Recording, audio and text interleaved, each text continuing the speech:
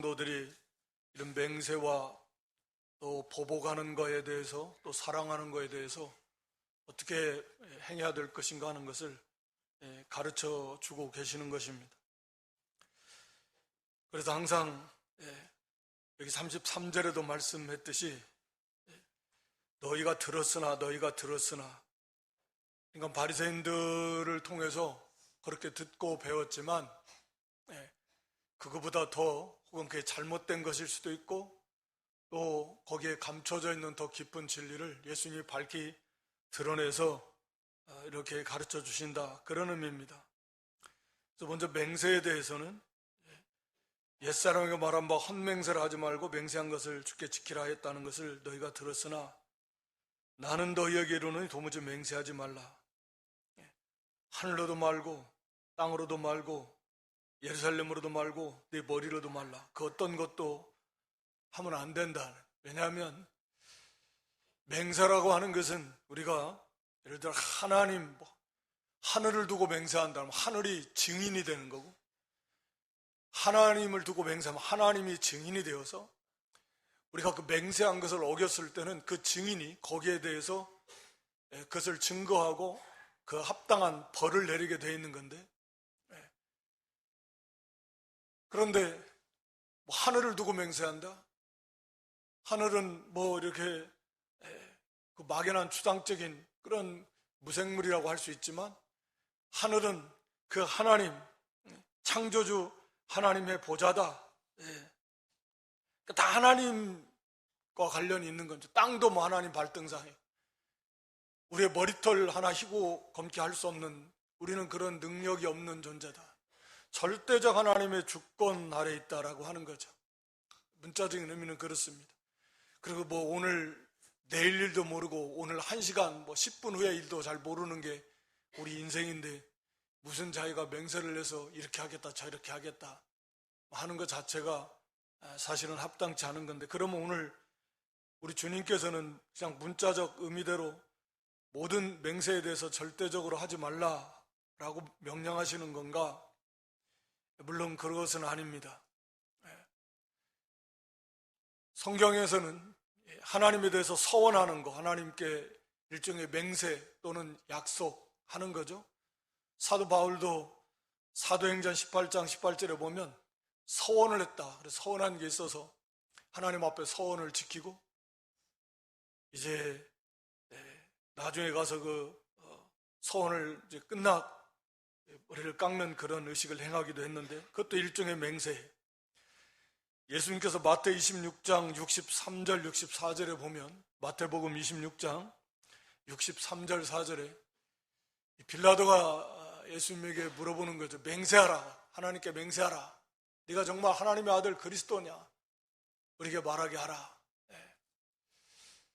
그 대제사장이 그렇게 예수님에게 맹세하게 하니까 예수님께서 말씀하십니다. 네가 말했다. 그것은 인정하는 거예요. 그렇다. 하나님께 맹세하고 네가 하나님 아들 그리스도인가 하나님 앞에 맹세하고 말하라. 예수님께서 그걸 인정해 주신 겁니다.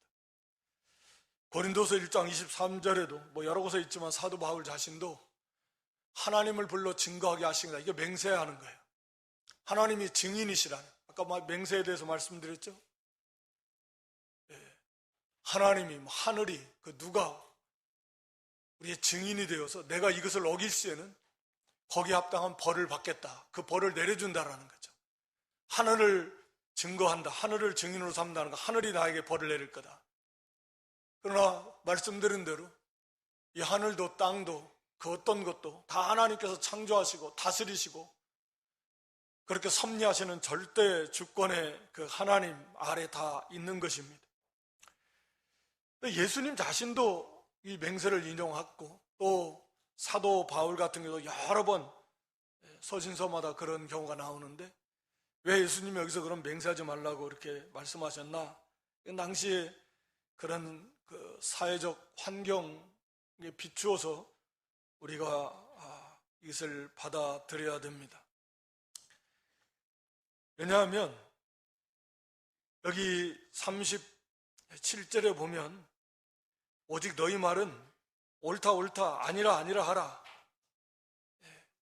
맹세하지 말고 옳은 건 옳고 아닌 건 아니라고 하라. 우리 성도는 그래야 된다라고 하는 거죠. 그러니까 당시에 이 바리새인들 또 유대인들 가운데 이 맹세가 남용되고 있다. 맹세라고 하는 건 사실은 이제 다투는 일에 있어서 최후 확정인데, 원래는 하나님의 이름으로 맹세할 때 그걸 다 인정해주고 또 그걸 지켜야 되고, 왜냐하면 하나님이 살아계심을 믿고 하나님의 이름으로 또 하나님과 관련되어서 맹세를 했는데 그걸 안 지키면 하나님의 엄중한 그런 심판을 피할 수가 없는 거죠. 그렇게 믿음을 가지고서 그렇게 맹세를 하고 절대적으로 맹세를 잘 지키면 좋은데, 이게 그렇지 않다라는, 맹세를 그냥 남발하는 거죠. 남용해서 한마디로 그 맹세를 통해서 자기의 그 유익을 꾀하는 거예요. 그러니까 왜 맹세를 남발하느냐? 상대방이 잘 안 믿으니까. 그냥 말만 하면 딱 믿어야 되는데 안 믿어주니까 막 맹세를 하는 거예요. 오늘날도 그런 거죠. 말을 해도 안 믿어줘. 신용이 없어요. 그러니까 뭐 맹세를 하고 내 말이 아니면 뭐 손에 장을 지진다 그러고 막 그 온갖 그 말을 믿게 하려고. 안 믿어주니까. 믿을 수 없는 사회니까. 그래서 이 맹세를 남발하는 거예요. 그래서 우리 주님께서는 우리가 옳은 건 옳다, 신앙과 양심을 써서 하나님 앞에서 옳은 건 옳다라고 말해야 되고 또 아닌 것은 아니다라고 말해야 된다. 이런 사람이 돼야 된다. 이게 쉬운 것 같습니까? 그러니까 언제나 어떠한 환경에서나 어떠한 경우에서나 보통 사람들이 자기와의 관계 속에서 야, 이게 나한테 이득이 될까 손해가 될까, 어떤 환경에 있어서 상대방과의 나의 관계는 또 어떤가, 앞으로 이를 통해서 미쳐질 어떤 파장은 또 뭔가, 뭐 이런 것들을 통해서 뭐 법적으로는 묵비권도 행사하고 하나의 권리니까 사람 간에서도 알면서도 옳은 걸 알면서도 말도 안 하고 아니라고 하면서도 아니라 말도 못하고 그냥 몰라, 나는 몰라 이러고. 이거 보통은 그래요. 우리 성도는 그래서는 안 된다라는 거죠. 옳은 건 옳고 목에 칼이 돌아도 옳은 건 옳고, 자기가 어떤 그 손해가 와도 이로 인해서 불이익을 당해도 관계가 망가져도 아닌 건 아니고,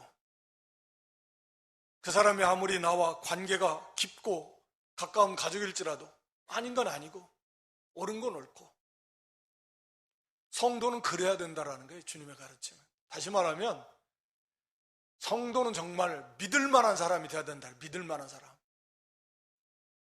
우리가 서신서에 보면 여러 군데서 신실한 자들, 성도를 가리켜 또 다른 표현으로 이렇게 말합니다. 우리는 정말 신실한, 정말 믿을 만한 사람들, 참된 믿음과 진실한 사람들. 그래서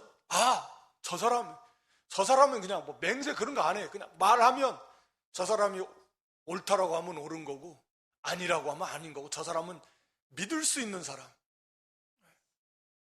믿을 수 있는 사람. 과거에는 한때 그랬다 그래. 한국 교회에서도 교회에 다니는 분이 정말 뭐 말하면 그냥 그 말이 진실한 거예요. 그런 정도는 돼야 돼. 그렇게 인정을 받고 그의 삶 속에서 그 진실하게 한두 번 그랬다고 그게 되겠습니까? 그의 삶 자체가 지나면서 옳은 건 옳다고 하는 사람, 그리고 아닌 건 아니라고 하는 사람, 그 기준이 하나님의 말씀이에요. 신앙과 양심입니다. 하나님 앞에서요. 그 뭐 잣대가 때에 따라서 상황에 따라서 막 바뀌는 게 아니에요. 그러면 누가 신뢰하겠습니까? 그런 사람이 돼야 되는데, 이건 세상은 물론 그렇죠. 믿을 수 없죠. 사기꾼 다 속이는데. 그런데 성도는 그래서는 안 된다고요. 세상이 그게 어둠이라고 하면 성도는 빛인데 진실해야 된다. 어떤 경우에도 저 사람 믿을 수 있는 사람이에요. 그러면서 그 자체가 빛이고, 야, 과연 성도, 교회, 예수 믿는 사람들, 뭐 직분유화를 떠나서 그런 사람이 돼야 된다. 오늘 우리가 처한 그런 환경과는 너무 동떨어진 말씀 같지만 그만큼 우리의 신앙이라고 하는 것이 형편없다.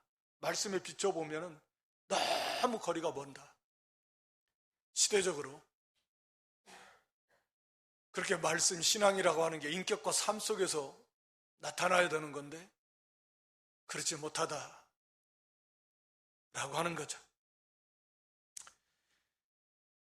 그래서 여기에서 지나는 거, 지나치는 거, 옳다 아니라 하고, 옳은 건 옳고 아닌 건 아니라고 하고, 믿음과 양심을 따라서 분명하게 책임감 있게 자기의 답변을 해야 되는데, 말을 해야 되는데, 뭐 그런 것은 회피하면서 그냥 괜히 쓸데없이 막 하나님으로 맹세하고 하는 것은, 그것은 벌써 악으로 쫓아났다라는 거예요. 악한 자, 사탄, 마귀를 나타내는 표현입니다. 그러니까 악한 자로부터 온 허위와 외식의 그 결과로서 그런 거예요. 진실하게 말하면 되지. 왜 맹세를 하냐고. 옳은 건 옳고 아닌 건 아니라고 딱 하면 되는 거 아니에요? 그래서 오늘 우리의 신앙의 삶에 중요한 모습이에요. 뭐 다 도장을 찍고 막 공증을 쓰고 막 도장을 찍어도 안 되니까 보증인 세워가지고, 물론 법적으로야 뭐 금융거래나 뭐 그렇게 한다고 하지만 이 사람 간의 관계가 그렇게 불신이 가득한, 정말 얼마나 이 속이는 일이 가득한지 알 수가 없는데, 그런 가운데서 우리 성도는 진실해야 된다. 그게 쉽지가 않지만, 그로 인해서 어떠한 힘들고 어렵고 또 어려움을 겪을 수 있지만, 불이익을 당할 수도 있지만, 너 성도는 옳은 건 옳고 아닌 건 아니라 해야 된다. 언제나. 그게 뭐 조직 생활에서, 이렇게 관계 속에서 쉽겠습니까? 왜 내 편 안 들어줬냐? 네 편, 내 편이 어디가 있어요? 우리는 진리 편 해야지. 우리 성도가 세상과 같이 그렇게 가면 안 된다. 옳은 건 옳고 아닌 건 아니고. 그래서 누가 봐도 예수 믿는 사람이 정말 믿을 만한 사람이요, 저 사람이 한 말은 그냥 그대로 믿어도 돼. 그렇게 꼭 뭐 인정을 받을 만큼 뭐 해도 안 해도 어쩔 수 없지만, 우리는 하나님 앞에서 하나님 보시기에 그런 사람이 되어야 된다라고 하는 것입니다. 이 두 번째는 여기 38절에 동해보복법에 대해서 말씀합니다. 너는 돈으로 이는 이로 갚으라 했다는 것을 저희가 들었다. 물론 이것은 우리가 아는 대로 이건 재판법입니다. 우리 출애굽기 21장 22절 이하에, 출애굽기 21장, 사람이 싸우다가 뭐 이렇게 아이벤 여인을 납치케 했다. 그러면 청구대로 반드시 재판장의 판결을 쫓아낼 것이다.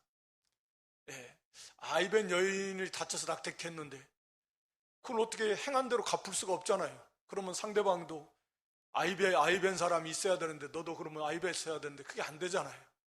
그러니까 그 재판장이 판결한 대로 그 벌금을 내놔. 그래서 23절 이하를 보여주시면, 그러나 다른 것들은 똑같이 할 수 있는 것들이잖아요. 아이를 뵌 경우에 특수한 경우고 그건 뭐 할 수가 없어요. 똑같이 갚을 수가 없습니다. 그렇지만 다른 것들은 생명은 생명으로, 눈은 눈으로, 이는 이로, 손은 손으로, 발은 발로 정확히 행한 대로 그대로 갚으라. 이게 동해보복법입니다. 이게 재판법이에요. 앞에서 보였듯이 재판장이. 그러니까 다시 말하면 재판이 아주 공정하게 사실은 그렇잖아요. 누구 죽였는데 왜 감옥에서 그 사람 몇 년 살면 끝나요? 그 사람은 죽었는데. 그게 공정하다고 생각합니까? 하여튼 간에 우리가 성경적으로 보면 그 생명은 생명으로 갚아야 된다는, 다른 사람을 고의적으로 죽였으면 너도 죽어야 된다는 거죠. 그게 공평한 거지. 그러니까 이게 세상 법이라고 하는 것은 참 이상한, 불합리한 것들이 너무 많은. 그러니까 당한 사람은 막 억울한 거죠. 분한 거고. 어떤 사람은 자기 자식이 죽었는데 그 사람은 감옥에 가지고 나라에서 먹여주고 입혀주고, 뭐 물론 감옥에 있는 것 자체가 고난이라고 하지만 몇 년 있다가 막 나와. 또 다른 사람이 막 사기를 쳐가지고 재산을 수십억, 수백억, 수천억 해가지고 삶을 망가뜨려놨는데, 그거 뭐 거기에 대해서 뭐 벌금 또 일부 내지도 못하고. 하여튼 이 법은, 동해법법, 성경의 원리는, 법의 집행은 사법적 정의로 공정해야 돼요. 행한 대로 갚아라. 그래서 정확하게 거기에 대해서 말씀하고 있는 겁니다. 그러나 물론 이것은 개인적인 것은 아니에요. 그런데 이 바리새인들은 이것을 개인의 영역에서도 막 그대로 다 적용해서 행한 대로 갚아줘라. 그러면 뭐 사회가 이거 어떻게 되겠습니까? 이건 정말 끔찍한 사회가 되는 거죠. 개인적인 막 복수해버리고 그럴 수 없다는. 그래서 우리 성도는 그런 일을 만났을 때 재판을 통해서 그가 그렇게 판결을 받고 하는 것이야 뭐 그건 당연하다고 말할 수 있겠지만, 개인적인 면에 있어서는 우리 주님의 가르침은 그렇다고 말해요. 악을 악으로 갚지 말라는 거예요. 네. 나는 너희에게 이르노니 악한 자를 대적지 말라. 악한 자를 대적하지 말라. 악한 자라는, 여기 네 오른편 뺨을 치는 사람, 약한 사람이 오른편 뺨을 치건 왼편도 돌려대고 너를 송사해서 속옷을 가지고자 하는 그 사람의 정말 가장 최후의 남은 그 최소한의 물질조차도 뺏어가려고 하는 겉옷까지도 가지게 하라. 너지 너를 억지로 오리를 가게 하거든 그 사람과 심리를 통해라. 억지로 오리를 간다라는 것은 당시 로마 군인들이 군수 물자를 운행하는 데 있어서 즉시로 사람을 현장에서 그냥 징발해가지고 오리 1마일을 이것 좀 지고 가라. 법으로 정해놨다 그래요. 그래서 지금 바쁜데 이리 와, 잠깐 이것 좀 지고 가라. 예. 그래서 그 짐을 지고 가게 하는 법이에요. 이런 경우를 있더라도 여기는 오히려 심리를 더 동행해라. 이건 이제 하나의 원리인데 이걸 문자적으로 갖다가 이 문자적으로 대응한다라면 여기에 예수님이 가르쳐 주시는 것은 원리죠. 우리 성도가 어떻게 대응해야 되는가 라고 하는 것을 말씀합니다. 여기 뺨을 맞는다라고는 뺨을 맞는 것 같은 그런 그 아주 그 수치스러운 인격을 모독당하는 경우, 꼭 뺨을 안 맞아도 오른뺨을 맞는다라는 것은 상대방을 마주보는데 오른뺨을 때리면 왼손으로 때려야 되는데 유대인들은 왼손을 잘 안 때리고 왼손을 잘 안 쓰고 쓰기 쉬운 오른손, 보통 뭐 뺨을 때리면 쓰기 쉬운 오른손으로 뺨을 때리는데 오른손으로 뺨을 때리려면 상대방 맞는 사람은 왼뺨을 맞는데 오른뺨을 맞게 된다는 것은 한마디로 이렇게 치는 것이 아니라 이렇게, 그러니까 정말 수치스럽게 그렇게 상대방을 때리는 게 손등으로 갖다가, 그러니까 당시 유대의 관점에서 볼 때는 배나 더 수치스러운 일이라는, 이런 그 인격을 모독당하는 일을 만날 때 오늘날 뭐 꼭 이렇게 뺨을 안 맞아도 이와 같은 그런 인격의 모독을 당하는 경우가 있습니다. 또 물질에 대해서 억울하게 손해를 당하게 되는 경우도 있고, 억지로 인권이 침해를 받는, 억지로 자기를 오리를 가게 하는 거 인권이 침해하니? 그렇게 인권의 침해를 받는 그런 억울한 일들도 있을 것이다. 이런 일들을 만날 때, 이런 악한 일들을 만날 때 우리는 어떻게 해야 되는가? 예수님의 가르침은 그냥 참아라가 아니라 이건 참는 것보다 그 차원을 뛰어넘는 훨씬 뛰어난 거예요. 참는 정도가 아니라 오른뺨을 맞으면 왼뺨을 돌려댈 만큼 그것을 훨씬 초월해버리는 거죠. 속옷을 빼앗기게 되면 겉옷까지 줘버리는 만큼 거기에 대해서 뭐 전혀 막 그 꿍꿍꿍거리고 참는 그런 수준이 아니라는 거죠. 아득히 초월한 세계. 억지로 오리를 가라면 아예 그냥 심리를 함께 동행해주는, 이게 성도는 이 정도로 돼야 된다. 그래서 이 말씀을 우리가 다른 이런 서신서에서 예수님의 가르침을 다 설명하는 것들이 대부분 다 마찬가지지만, 우리 로마서 12장 17절로 21절에 보면 이것을 잘 이해하기 쉽게 또 말씀해 놨습니다. 악을 악으로 갚지 말고 선한 일을 도모해서 선을 행하라는 거예요. 그러니까 악을 당했을 때 오늘 예수님의 가르침처럼 그냥 내가 참어 이것도 귀한 거지만, 쉽게 참는 수 없는 거지만, 거기에서 그치는 것이 아니라 아예 선을 행하라는 거죠. 그래서 거기 21절에 보면 뭡니까? 선으로 악을 이겨라. 여기까지 우리는 나가야 된다 라고 하는 거예요. 그러니까 그냥 내가 참는 거 정도에 끝나는 게 아니라, 이 일을 통해서 내가 여기가 격동받아서 악을 악으로 갚는다면 나도 악해지는 거야. 악을 악으로 갚는다. 악한 자에게 그래 나도 악을 행한다. 그걸 갚기 위해서 나도 악을 행해야 되는데, 그러면 내 속에 악이 들어차는 것이고, 내가 참된 믿음의 세계에서 떠난 것이고, 벌써 내 영적인 신앙에 큰 손해가 나는 거죠. 그래서 예수님께서는 그런 거예요. 왜 이런 말씀을 주셨나? 물론 이게 하나님의 성품이기도 하고 심판은 하나님이 하시는 건데, 우리의 신앙을 위해서,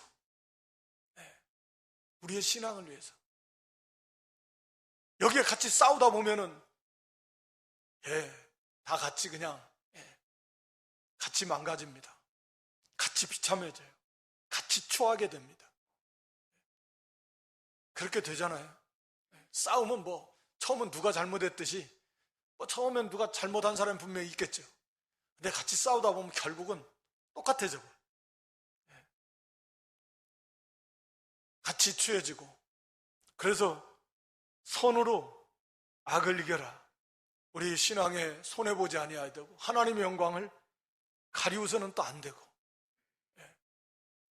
아니 적극적으로 하나님의 영광을 나타내야 되고, 오히려 우리의 신앙에 유익이 있어야 된다 라고 하는 거죠. 그래서 이걸 행하는 것은 선으로 악을 이기는 거다. 이 악을 이기는 것은 선이다. 어둠을 이기는 건 빛이다. 악을 악으로 이기는 게 아니다. 보통 사람은 그렇게 생각합니다. 개인적으로 악을 이기는 건 악이다. 똑같이 갚아줘. 그건 재판법이고 우리가 할 일이 아니에요. 오늘 여기 본문은 저기 로마 12장에서도 그렇죠. 19절에 원수 갚는 것이 내게 있다. 즉 하나님께 있다.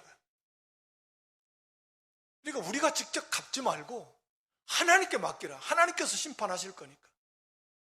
반드시 철저하게 완벽하게 우리 하나님께서 심판하실 거니까 거기에 대해서 조금 더 억울하게 생각하지 말고, 분하게 생각하지 말고, 그런 믿음이 있어야 되는 거죠. 반드시 하나님께서 심판하신다. 지금 이 세상에서도 이런 불의한 일들이 수도 없이 많이 일어나고 있지만, 또 우리가 그런 그 불의를 당하는 그런 당사자일 수 있지만 그러한 경우에서도 우리가 억울해하거나 분해하지 말고 격동받지 말고 하나님께서 반드시 갚아주신다. 이 땅에서 하나님이 갚아주시면 그나마 그 사람에게는 그나마 깨닫고 회개하고 돌이킬 기회가 있지만 이제 하나님의 심판대 앞에서 하나님께서 갚으시면 그건 정말 비참한 거죠. 그 사람은 정말 불쌍한 거죠. 그래서 그 하나님의 그 심판을 하나님께 맡기고 우리는 이것을 이기는 것은 선이다. 선으로 이기자. 그게 진정한 승리다. 우리의 죄의 욕구는 너도 같이 해. 그래서 이겨. 이게 죄의 욕구입니다. 네가 죄로 받았으면 말로 돌려줘. 그래야 너를 깔보지 않아. 다음부터는 다시는 이게 죄의 욕구지만 주님의 가르침은 아니라는 거예요. 선을 더 행해라는 거예요. 그러니까 세상 사람들이 보면 바보 같고 심히 미련하고 어리석고 약한 자처럼 보이는 것이고 뭐 해도 같이 해댈 줄도 모르고 오히려 더 선을 행해주니까 저렇게 약해 빠지고 저렇게 어리석고 미련하고 그렇게 보이는 거예요. 그러나 그게 진짜 강한 것이다. 왜? 우리의 영적으로 성숙해지고 하나님의 영광을 나타내고 이 영적으로 강해지지 않으면 그게 할 수가 없어요. 이기는 거예요. 영적 싸움에서. 지면 얼마나 비참해지겠습니까? 그래서 항상 우리가 이게 참 영적인 그 싸움에서 우리가 그런 싸움터에 내가 있다. 어떻게 이길 건가 지금. 원수는 우리를 악으로 지금 행하면서 너도 빨리 악으로 대응해. 이렇게 유혹하면서 우리를 악에 빠지게 하는 거예요. 넘어지게 하는 거지만 우리는 이것을 어떻게 해야 될까? 사실은 이게 힘들죠. 왜냐하면 이 자기가 너무 강해서 일평생 이루어야 될 자기 부인이 이루어지면 사실 이게 가능한데 이 자기라고 하는 게 일평생 너무 강해요. 자기 사랑, 자기 유익, 자기 중심, 자기를 높이는 거. 이게 자기가 너무 강해서 그것이 안 될 때, 그것이 무시당했을 때, 그것이 모독을 당했을 때 참을 수가 없는 거죠. 그래서 이게 자신을 얼마나 쳐서 복종시키고 자기를 부인하고 이게 참 자기를 많이 만들어 나가는 그런 과정이에요. 이런 일을 만났을 때 우리 예수님이 그러셨잖아요. 막 침뱉음을 당하고 막 뺨 맞고 주먹으로 치고 옷을 벗기고 채찍으로 맞고 십자가를 지시는. 그래도 예수님은 그들을 위해서 기도해 주는 선을 행하셨는데 그러니까 우리가 이걸 몰라서가 아니고 이런 일을 만날 때 하나님의 말씀을 붙들고 이걸 이기는 것은 선을 행하는 것이다. 그게 쉽지가 않지만 하나님 앞에 기도하면서 자기의 왜 그게 쉽지 않은가? 내가 너무 펄펄 살아서 자기가 너무 강해서 나라고 하는 것이 죽어 없어지지 않아서 참된 온유를 이루지 못해서 그래서 힘들어요. 그래 하나님 앞에 회개하면서 하나님 앞에 기도하면서 도우심을 구하면서 우리 안에서 역사하시는 성령의 인도를 힘입어서 오히려 선을 이루어 선을 행하도록 참는 정도가 아니라 오히려 선을 행해서 빛을 비추어서 그 악을 이겨나가는 그러면 그 사람 안에 그런 큰 승리의 기쁨이 있을 것이고 하나님 주신 위로가 있을 것이고 영적인 많은 그런 진보가 있을 것이다 라고 하는 거죠. 이게 성도의 모습이어야 된다. 아이고 나 못해 너무 나하고는 멀어. 이게 아니고 우리가 가야 될 길이고 이 성도가 있어야 된다. 하나님이 이게 가능하도록 해놓으셨다. 그 다음에 여기 세 번째는 사랑입니다. 사랑. 거기 43절 이하에 또 내 이웃을 사랑하고 내 원수를 미워하라 했다는 걸 너희가 들었어. 이게 잘못 들은 거예요. 잘못 가르친 거죠. 내 이웃을 사랑하라는 건 바로 가르친 거지만 원수를 미워하라고 하는 것은 잘못 가르친 거다. 뭐 그럴 만한 뭐 그런 오해할 수도 있는 그런 일들은 물론 있지만 가나안을 진멸해라. 막 원수에 대해서 저주하는 것 같은 그런 성구들이 시편에 보면 많이 나오는데 그런 것은 하나님의 공의, 심판이고 하나님의 공의를 말씀하는 거지 우리 성도 개인이 원수를 미워하라 그런 말은 아니에요. 하여튼 간에 예수님은 원수를 미워하는 게 아니라 오히려 원수를 사랑하라고 하는 정말 놀라운 말씀을 주시는 거죠.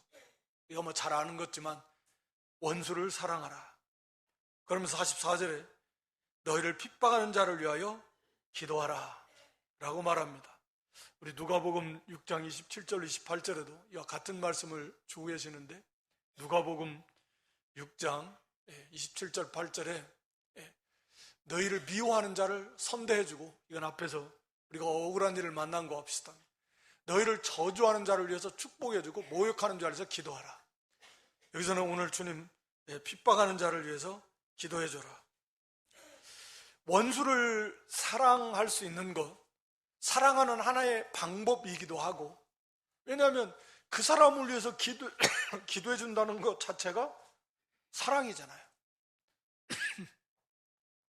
그 사람을 위해서 기도해준다? 이 사랑의 표현입니다. 그리고 실제로 그 사람을 사랑할 수 있는 그 사랑의 내 마음을 갖게 되는 거죠. 그의 중요한 방법이 바로 이게 기도라고 주님은 가르쳐 주십니다. 그러니까 내 속에서 그 사람을 사랑하는 그 사랑의 마음이 내 속에 있어야 되는데 그게 원수잖아요. 원수라고 하는 것은 죽이려고 하는, 극단적으로 말하면 해하려고 하는 그런 관계잖아요. 그러니까 원수지. 그러니까 그런 사람조차도 사랑하라는. 어떻게 그게 가능한가? 가능하죠. 우리가 하나님의 원수였고 그런 우리를 하나님이 독생자를 주시기까지 사랑하신 것이고 우리가 예수님의 하나님 원수라는 게 예수님의 원수였다는 거죠. 그런 예수님이 우리를 위해서 사람이 되시고 십자가 대신 죽어주시기까지 하신, 그리고 뭐 지금도 우리를 위해서 기도하신, 그러니까 그 하나님의 사랑이 우리에게 왔고 우리 구원받은 성도 중생한 영의 본질이 그런 하나님의 새 성품이다. 그 거룩이고 그 사랑이고 의이고 그걸 좋아하고 그게 이 성도 속에 있는 그 중생한 영의 본질이라는 거예요. 그러니까 가능한 거죠. 또 돕는 분이 계세요. 성령 하나님이 도우셔요. 성령 하나님이 도와주신다. 왜? 성령님이 성도라고 하면 반드시 계시는 거고 성령께서 안 계시면 그 사람은 구원받은 성도 아닐 것이고 그러니까 성령께서 또 도와주신다. 그래서 이게 가능한 거예요. 쉽지는 않아요. 왜? 우리가 오후 시간에 지금 로마서 살펴보는데 우리 안에 이 부패한 이 죄성이 있어가지고 이게 쉬운 게 결코 아닙니다. 더군다나 이 사랑은 율법의 완성이고 최고봉인데 쉽겠습니까? 우리가 구구절절히 느끼면서 사는 거지만 결코 쉬운 건 아니지만 불가능한 것은 아니다. 반드시 우리가 도달해야 될, 이루어야 될 목표다. 그 중에 하나, 이 사랑에 이르는 방법이 기도해라. 기도. 우리 주님이 가르쳐 주시는 거예요. 그 사람을 위해서 기도해줘라. 너를 모욕하고 핍박하고 저주하는 자를 위해서 기도해줘라. 축복해줘라. 복을 빌어줘라. 그 자체가 사랑이고, 그럼으로써 그 사람을 사랑하고는 내 마음에 예수님의 마음을 품게 되고 그 사람을 사랑할 수 있게 된다. 이건 아주 현실적으로 중요한, 우리가 어떻게 이 사랑할 수 있을까? 뭐 잘해주는 사람은 우리 주님이 이어서 말씀하죠. 뭐 마음에 쏙 맞고 잘해주고 보기만 해도 즐겁고 그런 사람이야 사랑하는 게 어렵지 않겠죠. 그런데 그렇지 않은 경우에도 이 사랑하려면, 원수까지 사랑하려면 어떻게 이게 되는가?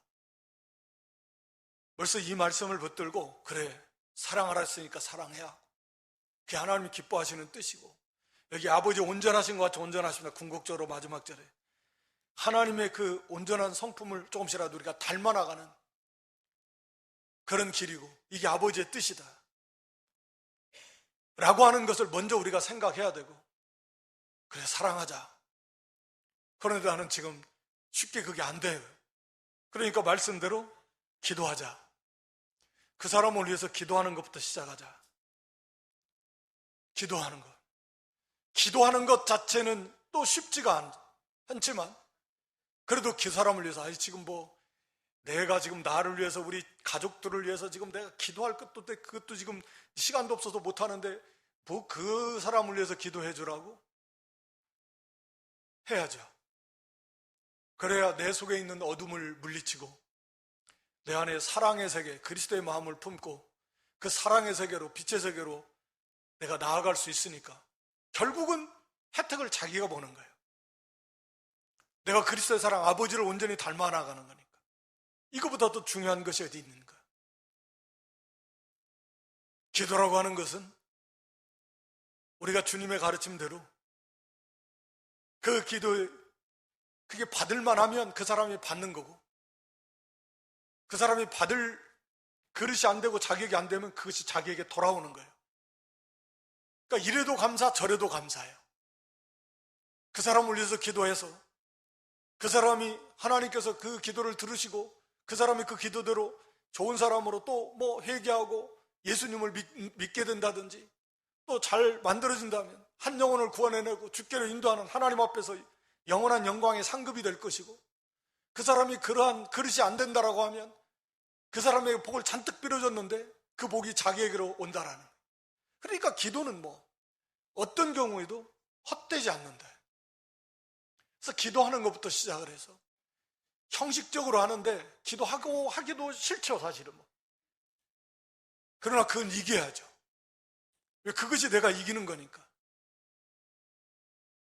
그 사랑의 세계로 들어가는 거니까, 예수님의 세계로 들어가는 거니까.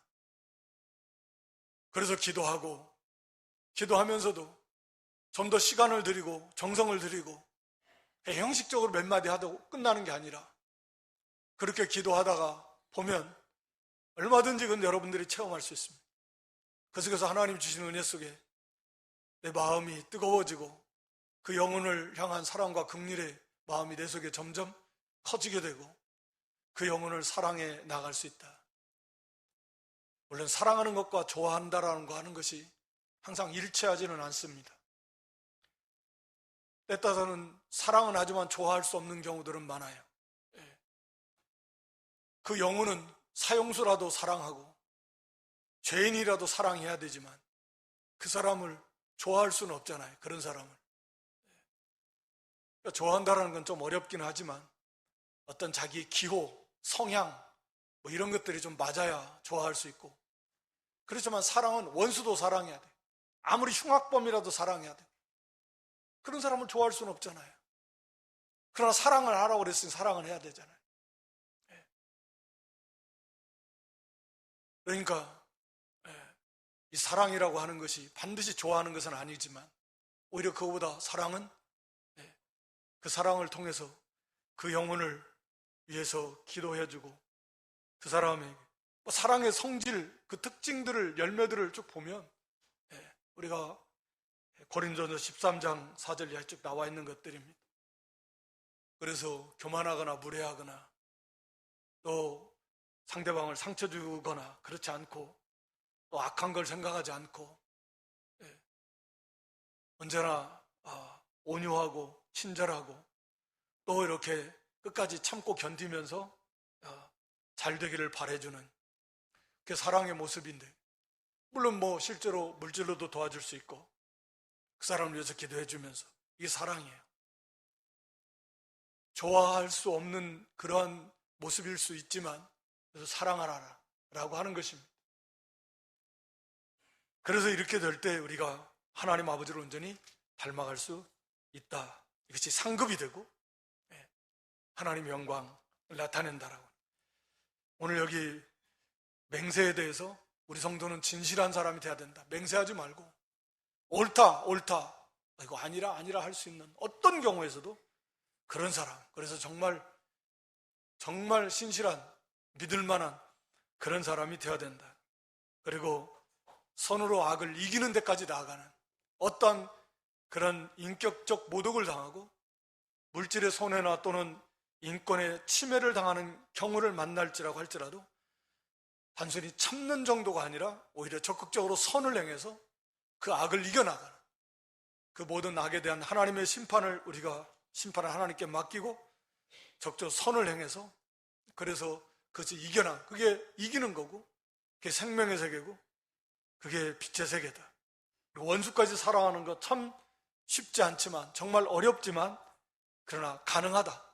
이게 성도이고, 그랬을 때 우리가 하나님을 닮아가게 되고 우리 속에 예수님의 마음, 예수님의 사랑이 더 풍성해지고, 물론 말할 수 없는 그런 하늘의 영원한 상급이 그 사람에게 있고, 그리고 우리 자신이 그 사랑의 세계 속에서 그런 원수까지 사랑하면 사랑이 충만한 사람이 되니까 얼마나 행복한 삶을 살 수 있겠습니까? 쉽지는 않지만 그러나 불가능하지도 않다. 이게 주님이 구원받은 성도, 하나님의 자녀된 우리들이 요구하시는 의의 표준의 목표이고, 우리는 그것을 향해서 다른 박질해 나가는, 그래서 많은 이런 진보를 이루어 나가고 좀 도달하는 그런 저와 여러분 될 수 있기를 주님의 이름으로 축원합니다.